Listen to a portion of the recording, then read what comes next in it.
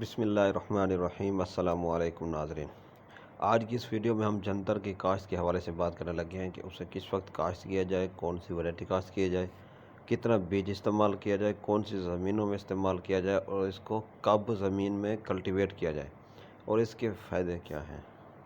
تو ذمہ دار بھائی اسے کیوں کاشت کرتے ہیں؟ کیونکہ آج کل آپ نے دیکھا ہوگا کہ اس کی کاشت کا رجحان بڑھتا جا رہا ہے۔ تو آج اس کے فوائد پر بھی بات کریں گے۔ ویڈیو شروع کرنے سے پہلے جن کاشتکار بھائی دوستوں نے ابھی تک چینل کو سبسکرائب نہیں کیا تو وہ سبسکرائب کر لیں، گھنٹی کے نشان کو پریس کر دیں تاکہ اس طرح کی اپڈیٹ آپ تک بر وقت پہنچ سکے۔ کوشش کیجیے کہ ویڈیو کو آخر تک دیکھیں تاکہ آپ اس سے فائدہ اٹھا سکیں۔ تو کاشتکار بھائی جنتر کو لگانے کے 3 مقاصد ہوتے ہیں جو عام طور پر کاشتکار کی سوچ میں یا نظر میں ہوتے ہیں۔ نمبر 1 تو اسے ہم جانوروں کے لیے چارے کے طور پر استعمال کر سکتے ہیں، کیونکہ اس میں بہت زیادہ پروٹین کی مقدار ہونے کی وجہ سے جانور اسے بڑے شوق سے کھاتے ہیں۔ جانوروں میں اگر دیکھا جائے تو خاص کر چھوٹے جانور جس طرح بکریاں ہیں وہ اسے بڑے شوق سے کھاتی ہیں۔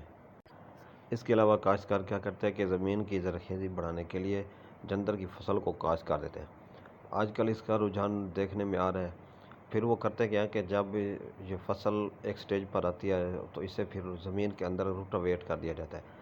جب 40 سے 50 دن کی فصل ہو جاتی ہے اس وقت اسے زمین کے اندر روٹا پھیر کے مکس کر دیا جاتا ہے تاکہ اس سے زمین کی زرخیزی بڑھ جائے۔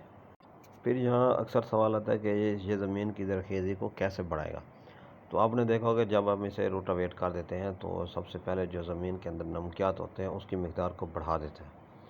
اس کی وجہ سے جو ہماری زمین کا بخار ہے جسے ہم پی ایچ کہتے ہیں وہ کم ہونا شروع ہو جائے گا۔ آپ کو پتہ ہے کہ ہمارے پاکستان کی جو زمینیں ہیں ان کی پی ایچ جو بخار ہے وہ بہت زیادہ ہے، تقریباً 8.5% ہے۔ کیونکہ جب آپ اسے کاشت کر کے اسے زمین کے ساتھ روٹاویٹ کر کے مکس کر دیتے ہیں اس وقت جو زمین کی پی ایچ یا بخار ہے اسے کم کر دیتا ہے، جس کی وجہ سے اس کے اندر جو نیوٹرینٹس ہوتے ہیں copper, iron, zinc, magnesium, sulphur, اس کی جو اویلیبلٹی ہے، یہ جو دستیابی ہے وہ پودوں کو آسانی سے میسر ہونا شروع ہو جاتی ہے۔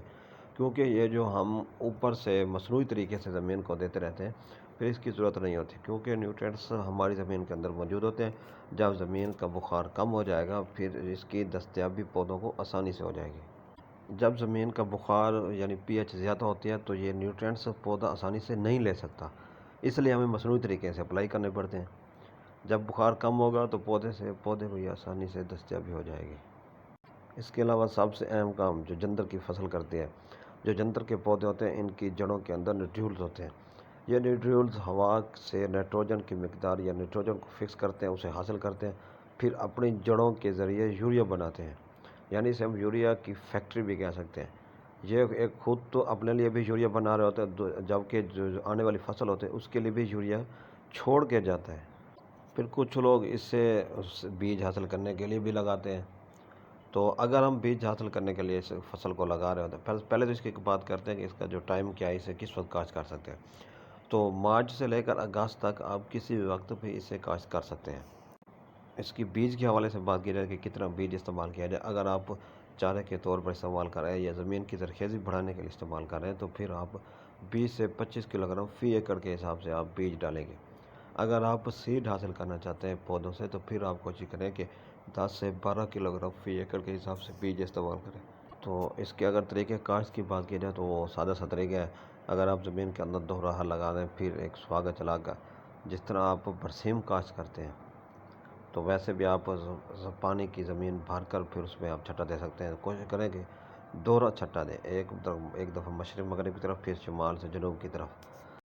اگر جس کی ریتلی زمین ہے وہاں مسئلہ آتا ہے کیونکہ پانی تو زیادہ دستیاب بھی نہیں ہوتی، پھر آپ کوشش کریں کہ زمین کو پہلے پانی لگا لیں، پھر وتر حال میں آپ ایک ہل دے کر بیج کا چھٹا کر دیں، پھر اوپر سے دوسرا ہل دے کر، تاکہ چھوٹا ہل دے کر ایسا نہ ہو کہ بیج زمین کے نیچے چلا جائے پھر اس سے اگاؤ متاثر ہو سکتا ہے۔ اگر آپ مونسون میں سے کاشت کریں گے تو پھر اس کی بڑھوتری زیادہ ہوگی۔ تو اگر کھادوں کے حوالے سے بات کی جائے تو کوشش کریں کہ اگر ایک آدھ ڈی اے پی اگر آپ بجائی کے وقت استعمال کر لیتے ہیں تو ٹھیک ہے، پھر آدھی ایک بوری یوریا اوپر پہلے پانی میں استعمال کر لیتے تو اس کی جو کھادوں کی ضرورت ہے وہ پوری ہو جاتی ہے۔ اگر آپ نے وتر کنڈیشن میں بیج چھٹا کیا ہے تو 18 سے 20 دن بعد اسے آپ پہلا پانی لگائیں گے تو اس کے بعد دوسرے پانی کی ضرورت نہیں رہے گی، فصل پک کر تیار ہو جائے گی۔ اس وقت مونسون کی بارشیں بھی شروع ہو رہی ہوتے ہیں، اگر بارش آ جائے تو پھر آپ کو پہلے پانی کی بھی ضرورت نہیں ہوتی۔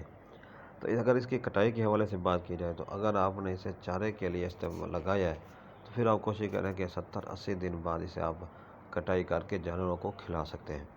اگر آپ نے اسے سیڈ کے مقصد کے لیے کاشت کی ہے تو پھر آپ 120 دن میں فصل پک کر تیار ہو جائے تو پھر اس پھلیوں کو آپ سیڈ کے طور پر کٹائی کر کے حاصل کر سکتے ہیں۔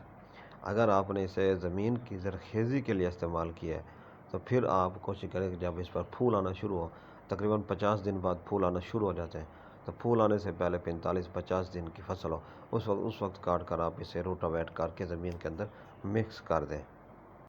امید کرتے ہیں کہ آپ کو یہ ویڈیو اچھی لگی ہوگی۔ اپنی رائے کا اظہار ضرور کیجیے گا۔ اللہ حافظ۔